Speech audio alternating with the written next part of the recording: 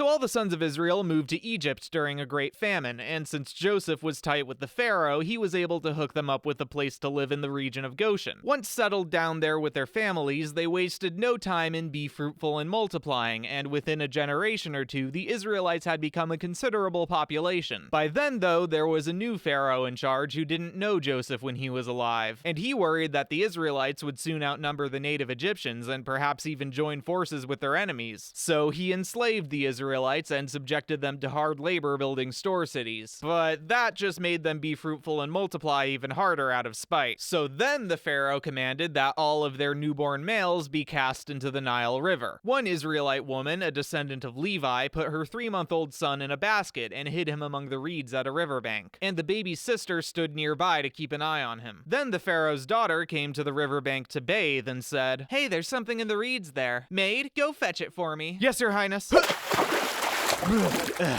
"Thank you."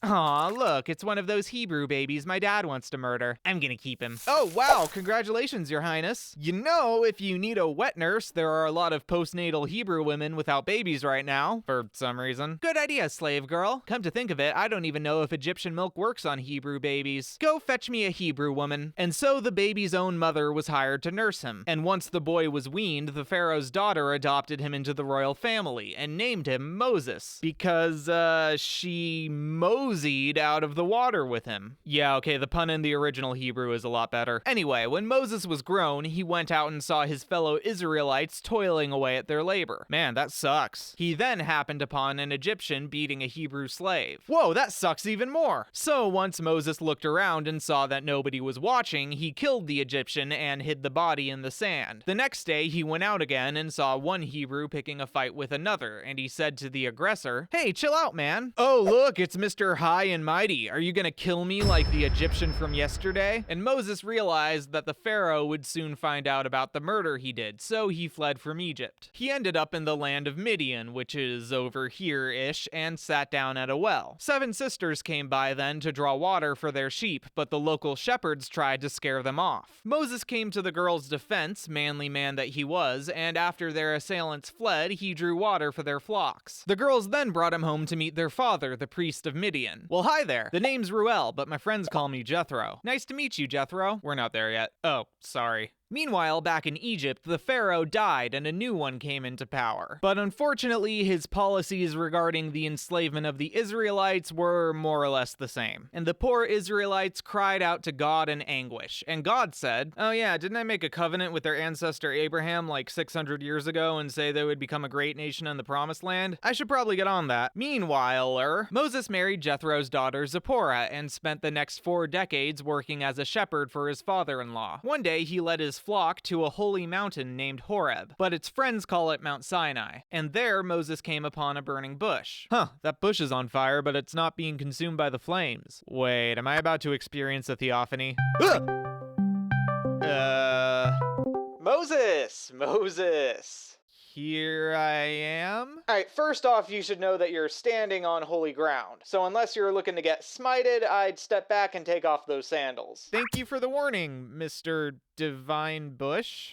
Oh, this is just the medium through which I chose to communicate with you. Believe me, if your mortal eyes saw me in all my awesome glory, you'd be toast. I'm the god of your ancestors, Abraham, Isaac, Jacob. You saw Jake's Genesis videos. Now, I noticed my people, the Israelites, have been having a rough go in Egypt. So I figure it's about time to get them out of there and into a land flowing with milk and honey up in Canaan. That's where you come in. I need you to go to the Pharaoh and convince him to let you all go. Why me? I understand that sounds like a tall order, but don't worry, Moses, I'll be with you every step of the way. But I don't even know your name. Hell, I thought you were the god of shrubbery 20 seconds ago. What am I supposed to tell the Israelites when they ask who sent me to free them? Oh, how rude of me. The name's Yahweh. Sorry, you cut off there. No worries, I said my name was One more time? Look, I am who I am, alright? I cause things to exist. I'm the Lord with a capital L-O-R-D. God of Abraham, God of Israel, God of hosts, God Most High, God Almighty. Or just God if you're feeling casual. Will that be enough names? Now here's the plan. You'll go to the elders of the Israelites and tell them what's up. Then you'll go to the Pharaoh and just request permission for a 3-day vacation. He'll say no, and that's when I'll come in and give the Egyptians the ol' razzle-dazzle. And after I unleash, I don't know, 10 plagues upon on the land, they'll know you've got one badass god on your side and let you all go. Okay, solid plan, but what if no one believes me when I tell them you sent me? Ugh, you love being difficult, don't you? Toss your staff on the ground, Moses. Alright. Sorry, I didn't mean to spook you. But that should convince them you're God's messenger, right? I guess. Hey, what's that on your hand? Huh? Oh no, I'm white! Okay, I get it. You can stop with the transformations.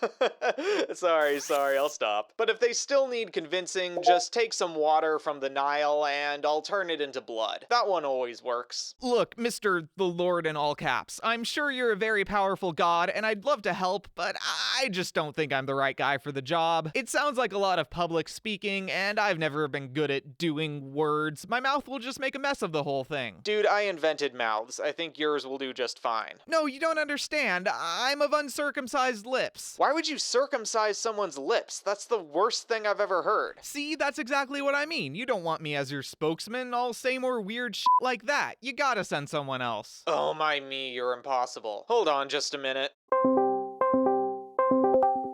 Why is there a miraculous apparition in my living room? Hey Aaron, it's God. I'm trying to get your brother Moses to help me deliver your people to the promised land, but he's being a whiny bitch about it. So I want you to meet up with him and you'll be the one who does the talking on his behalf. I have a brother? There, problem solved. Now I'm ending this call before you make up another dumb excuse not to comply with my excellent plan. But Okay, thanks, bye.